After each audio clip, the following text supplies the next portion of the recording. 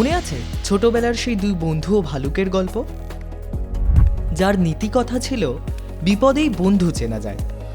পশ্চিম এশিয়ার যুদ্ধের জেরে ভারতে যখন জ্বালানির সংকট দেখা দিয়েছে, ঠিক সেই সময় বন্ধু হয়ে পাশে দাঁড়ালো সুদূর দক্ষিণ আমেরিকার দেশ আর্জেন্টিনা। ভারতে এলপিজি পাঠাচ্ছে তারা। না, যুদ্ধের হটস্পট হরমুজ প্রণালী হয়ে আসবে না সেই জাহাজ। চলতি বছরের শুরুর দিকে ভারতে 50,000 টন এলপিজি রপ্তানি করেছে আর্জেন্টিনা। গত 5ই মার্চ আরও 11,000 টন এলপিজি পাঠানো হয়েছে তাদের তরফে। আর্জেন্টিনার বাহিয়া ব্লাঙ্কা বন্দর থেকে গুজরাটের দাহিজ বন্দরে এসে পৌঁছানোর কথা সেই জাহাজের। তবে দূরত্ব প্রায় 20,000 কিলোমিটার, যা সমুদ্রপথে জ্বালানি পরিবহনের ক্ষেত্রে অন্যতম দীর্ঘ রুট।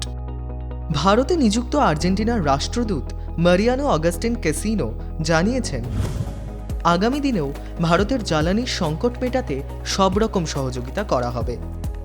এখন দেখার ভারতের এলপিজি সংকটে কতটা সুরাহা হয়। জি 24 ঘন্টা ডিজিটাল।